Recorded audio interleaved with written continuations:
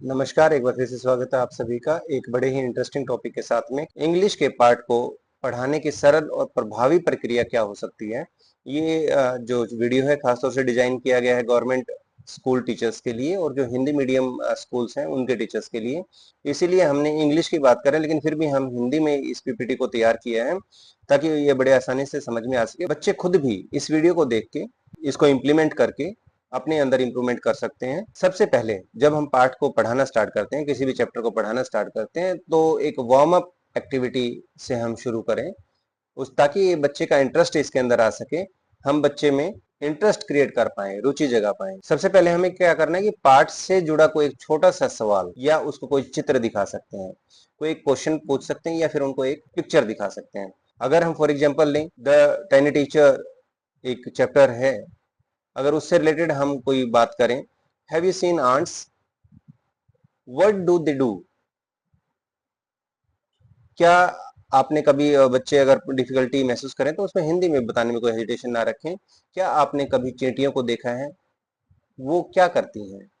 और जैसे हमने यहाँ पिक्चर लगा रखी है साथ में, तो अगर ऐसी कोई पिक्चर मिल जाए तो बच्चे को पिक्चर भी दिखा सकते हैं कि ये देखिए, ये एक चींटियों का संसार है, इसको देख के आप क्या समझते हैं। इस तरीके के भी क्वेश्चन हमारे हो सकते हैं। बच्चे अपने अनुभव बताएंगे कि उन्होंने चींटियां जो देखी हैं वो कैसे क्या कर रही होती हैं। इस चित्र में से कुछ चीजें निकालने की कोशिश करेंगे, पिक्चर से निकालने की कोशिश करेंगे। इससे क्या होगा कि उनमें क्रिएटिविटी बढ़ेगी और वो मेंटली उस चैप्टर से जुड़ पाएंगे, मानसिक रूप से उस पाठ से जुड़ पाएंगे। देन हमें डायरेक्ट चैप्टर रीड करना स्टार्ट नहीं करना है। सबसे पहले हमें कुछ कीवर्ड्स उनको बताने हैं और उनके मीनिंग्स भी बताने हैं। मैं बल्कि यहाँ ये कहना चाहूंगा, मैंने बोला है कीवर्ड्स, लेकिन आपको जो भी शब्द चाहे थोड़े से भी मुश्किल लगते हैं, क्योंकि हम बात करें हिंदी मीडियम स्टूडेंट्स या फिर गवर्नमेंट स्कूल्स जो हिंदी मीडियम है उनके बच्चों के लिए, तो उनको काफी सारे शब्दों में दिक्कत आ सकती है। बड़े ही सिंपल आपको लगेगा कि इसका भी मीनिंग नहीं पता होगा। हो सकता है कुछ बच्चे तो आप जब बोलेंगे CAT कैट, इसका मीनिंग क्या होता है, तो उसके लिए भी बोल दें कि नहीं पता है।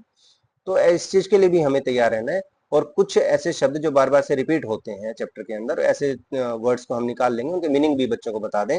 जैसे यहीं पे आप बात करें तो tiny, clever, brave, teach, nest, तो हम इस तरीके से कुछ वर्ड्स ले लेंगे। ये सिर्फ एक चैप्टर की बात है, आप और भी चैप्टर्स के अंदर से अपने कीवर्ड्स निकाल सकते हैं, वर्ड मीनिंग्स निकाल सकते हैं। उनको पहले वर्ड मीनिंग्स करवा दें ताकि जब भी वो उस चैप्टर को पढ़ेंगे, वो वर्ड्स आएंगे उनके सामने, तो उससे उनको डिफिकल्टी लेवल महसूस नहीं होगा कोई। अब ये एग्जाम्पल है, आप देख सकते हैं इसके अंदर टाइनी बहुत छोटा। अब उसको सेंटेंस फ्रेमिंग के लिए दे देंगे कि बच्चे इस मीनिंग अब पता चल गया है, तो आप इससे एक सेंटेंस फ्रेम कीजिए और कोशिश कीजिए कि जो सेंटेंस है वो आप इससे जो हमने पिक्चर दिखाई थी उससे रिलेटेड हो।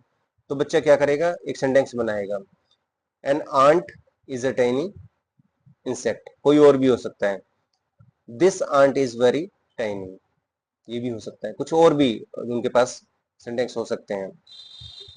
बच्चा कई बार महसूस करेगा कि ये जो इंग्लिश में सेंटेंस बनाना है मुश्किल है, तो कहें कि इसी एक शब्द को हिंदी के सेंटेंस में यूज कर लें।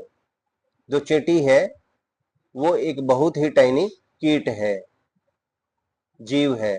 इस तरीके से भी सेंटेंस बनाया जा सकता है ताकि उसको उस टाइनी का कम से कम मीनिंग समझ में आए। इसके बाद टीचर मॉडल रीडिंग करके दिखाएंगे अपने तरीके से, बिल्कुल साफ साफ उच्चारण के साथ में, प्रोनाउंसिएशन प्रॉपर, और उसके साथ में जो एक्सप्रेशंस हो, आपके जेस्चर्स हो, इमोशंस, जेस्चर्स, वो सब आप यूज करें उसको पढ़ने के अंदर। आपके हाव भाव, हाथ के इशारे, शब्दों का उतार चढ़ाव, ये सब बच्चे ऑब्जर्व करेंगे और उसी तरीके से बच्चे फिर प्रैक्टिस भी करते हैं।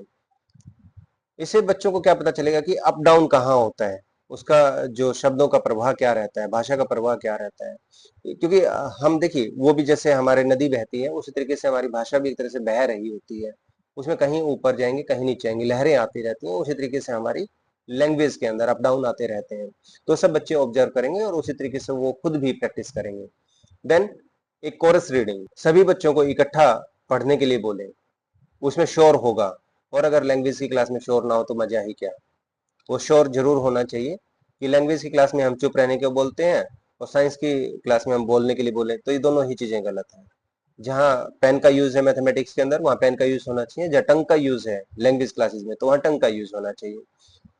अब पूरा जो ग्रुप है जब वो पढ़ेगा तो कुछ बच्चे ऐसे होते हैं जिनको प्रोनाउंसिएशन प्रॉपर नहीं होती, जो वर्ड्स को प्रॉपर नहीं बोल पाते हैं, वो भी उसके अंदर बोलने की कोशिश करेंगे और धीरे धीरे वो बोलना सीख जाएंगे और यहाँ हेजिटेशन और डर कम रहता है और बोलने की एक हैबिट उनकी बन जाएगी। ये डर जो होगा वो कम हो जाएगा। ग्रुप रीडिंग, इसके बाद में आप बच्चों को छोटे छोटे ग्रुप में बांट दें, क्योंकि एक कोरस रीडिंग हमारी हो चुकी है कंप्लीट, उसके अंदर बच्चों ने सभी ने बोला है, तो एक रीडिंग हो चुकी है। अब बच्चों छोटे छोटे ग्रुप्स में आप 4 का ग्रुप बना सकते हैं क्लास के नंबर ऑफ स्टूडेंट्स के अकॉर्डिंग, 5 का हो सकता है, 6 का हो सकता है, 6 से ज्यादा ना रखें, वो ज्यादा हो जाते हैं फिर। और इसमें कहें कि हर बच्चा इस टेक्स्ट की रीडिंग करेगा। रीजन क्या है, यहाँ पे आप पूरी क्लास में अगर रीडिंग करते हैं 30 स्टूडेंट्स है तो आपको टाइम देखिए कितना लगेगा। अब यहाँ पे आप हर ग्रुप के अंदर एक लीडर भी बना सकते हैं। वहां पे जो ग्रुप लीडर हो वो ऐसा बच्चा हो जो अच्छे से उस टेक्स्ट को पढ़ पाता है। जब वो बच्चे पढ़ रहे होते हैं उसके जहां भी प्रॉब्लम आती है तो बाकी बच्चे उसको सॉल्यूशन देंगे और जब वो सॉल्यूशन उसको मिल जाता है वो अच्छे से बोल पाएगा।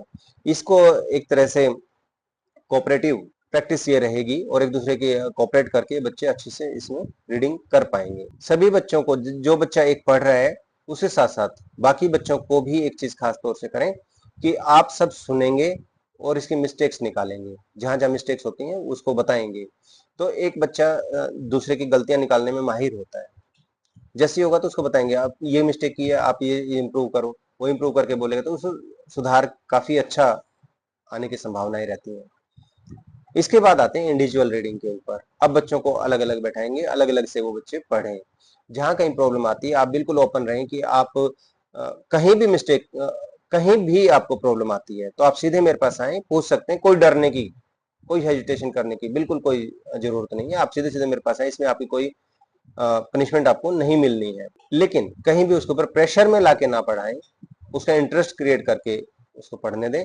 गलतियों पे डांटना नहीं है, सुधार के लिए जेंटली समझाना, मतलब कि बिल्कुल सॉफ्टली उस बच्चे को समझाएं जिससे कि उसमें इम्प्रूवमेंट हो पाए। फिर हम एक कॉम्प्रिहेंशन चेक रखेंगे कि बच्चे ने इतना कुछ कर लिया। सबसे पहले तो मॉडल रीडिंग थी, इसके बाद कोरस रीडिंग हो चुकी है, हमारे पास ग्रुप रीडिंग हो चुकी है, इंडिविजुअल रीडिंग हो चुकी है। इतने रीडिंग के बाद में हमें अंडरस्टैंडिंग चेक करनी है, कॉम्प्रिहेंशन चेक करना है उसका कि कितना कुछ समझ में आया है। बच्चों से आप बिल्कुल सिंपल लैंग्वेज के अंदर कुछ क्वेश्चंस पूछें। जैसे हम यहीं पे इसी चैप्टर से रिगार्डिंग अगर बात करें, what is the ant do all day, where do ants live. और अगर बच्चा इंग्लिश में इनका आंसर नहीं दे पा रहा है तो उनको बोले कोई बात नहीं, आप सिंपल हिंदी में भी अगर आंसर करेंगे, क्वेश्चन आप इंग्लिश में पूछ रहे हैं, कहीं दिक्कत आए तो आप उनको थोड़ा सा इजी करके बता दें। आंसर वो अगर हिंदी में भी करें तो आप उसको बाउंड ना करें कि आप सिर्फ इंग्लिश में ही बोलेंगे। धीरे धीरे वो बच्चा अपने आंसर करना स्टार्ट करेगा तो उसकी लिसनिंग, अंडरस्टैंडिंग, दो चीजें स्किल डेवलप हो रही हैं और धीरे धीरे आप स्पीकिंग के ऊपर ले आएंगे उस बच्चे को, वो बड़ा इजी हो जाएगा। इसके बाद उसी स्टोरी से रिगार्डिंग कुछ फन एक्टिविटीज आप दे सकते हैं कि जैसे कि हम उनको ड्रामा करवाएं, रोल प्ले करवाएं, उनको कोई पिक्चर्स बनाने के लिए दे दें। कुछ हम जैसे अंताक्षरी खेलते हैं उसी तरीके से आप वर्ड्स के साथ अंताक्षरी खेलें कि इसके आगे कौन सा वर्ड आएगा, उसके आगे कौन सा वर्ड आएगा। एक वर्ड मीनिंग एक बच्चा एक ग्रुप में बांट दीजिए, एक ग्रुप वर्ड बोलेगा, दूसरा ग्रुप उसका मीनिंग बताएगा, फिर दूसरे वाला ग्रुप वर्ड बोलेगा, पहले वाला उसका मीनिंग बताएगा और इसी के आधार पे आप उनको पॉइंट्स दे सकते हैं। ये एक गेम बन जाएगा और बच्चे गेम खेलना पसंद करते हैं। होमवर्क दें, होमवर्क कैसा होना चाहिए, इजी होना चाहिए, आसान होना चाहिए और क्रिएटिव होना चाहिए, रचनात्मक होना चाहिए। बच्चे उसी को करना पसंद करते हैं। देखिए, जब ड्राइंग टीचर कोई होमवर्क देता है तो बच्चे बड़ी आसानी से कर लेंगे।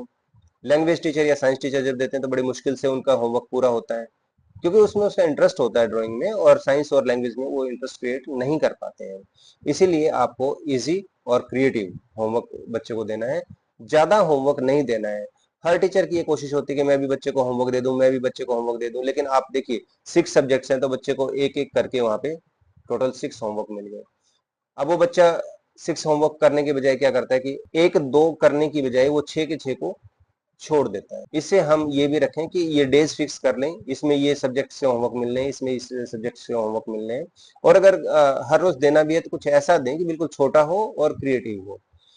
जैसे हम यहाँ पे कुछ सेंटेंस दे सकते हैं, हम बोले कि आपको 5 सेंटेंस इसी चैप्टर के ऊपर बना के लेके आने। 5 सेंटेंस कोई ज्यादा नहीं है और बच्चे आसानी से बना लेंगे। और उनको एक चीज और कहेंगे, आप सेंटेंसेस कोशिश करें मैक्सिमम कि इंग्लिश में बना के लेके आए। अगर आपको लगता है कि आप नहीं कर पा रहे हैं तो कोई बात नहीं, हिंदी और इंग्लिश को मिक्स करके बना लाएं। लेकिन आपको ये कुछ वर्ड्स हैं, इनके ऊपर सेंटेंस बनाने हैं, ये जरूर करके लेके आने हैं। चाहे हिंदी इंग्लिश मिक्स हो, लेकिन आपको करके लेके आना है। इससे उनको इमेजिनेशन पावर बढ़ती है, सोचने की क्षमता बढ़ती है, उनकी हैबिट में आ जाएगा। अब हम कंप्लीट कर चुके हैं, तो कुछ हमारे पास यहाँ पे की पॉइंट्स हैं, उनको हम जरूर ध्यान में रखें। स्टार्टिंग हिंदी की हेल्प ले सकते हैं हम स्टार्टिंग के अंदर। ये ना फोर्स करें कि बच्चों आपके जो लेवल है और बच्चों का लेवल है वो डिफरेंट है। आपको इंग्लिश अच्छे से आती है, बच्चों इंग्लिश में स्ट्रगल कर रहे हैं, इसलिए कोशिश करें कि अगर हिंदी की जरूरत पड़ती है तो उसकी हेल्प लेने में कोई बुराई नहीं है। धीरे धीरे उसको इंग्लिश में समझ, अंडरस्टैंडिंग बढ़ाएं। बच्चे की अगर कुछ हल्की सी भी सक्सेस मिलती है तो उसको सेलिब्रेट करें। बच्चों की सफलता पर जोर दें, गलती पर हमें फोकस नहीं करना है। उसको गलती को अपने लेवल पे कोई डायरी में नोट करके रख सकते हैं कि बच्चे का कहाँ कहाँ प्रॉब्लम आती है, वो अपनी रूटीन के लिए रखें। लेकिन बच्चे को उसके ऊपर कोई डांटना नहीं है, कोई उसको किसी तरीके से हतोत्साहित नहीं करना है, डिमोटिवेट नहीं करना है। हर बच्चे को कुछ ना कुछ बोलने का मौका जरूर दें। बच्चा धीरे धीरे हेजिटेशन रिमूव होती है, हर रोज उसको मौका मिलेगा तो कभी ना कभी वो बच्चा बोलना भी स्टार्ट करेगा। जो चैप्टर्स हैं उनको क्रिएटिव बनाएं, ना कि बोरिंग। अगर क्रिएटिव होंगे बच्चा इंटरेस्ट लेगा, अगर आपने बोरिंग कर दिया तो बच्चा उससे दूर भागेगा। इसलिए उसको इंटरेस्टिंग बनाएं। ये जरूरी नहीं है आप वर्ड टू वर्ड जाके चैप्टर को पढ़ाएंगे, बच्चों को हमें सिखाना है कि किस तरीके से चैप्टर को पढ़ना है। आपको अगर ये वीडियो अच्छी लगी तो प्लीज लाइक कर दीजिएगा, शेयर कीजिएगा, ताकि और लोगों को भी ये काम आ सके। और हमारे चैनल को सब्सक्राइब कर लीजिएगा ताकि नई नई वीडियोस आपको समय पे मिलती रहें। नोटिफिकेशन ऑन कर दीजिएगा। Thank you, have a nice day.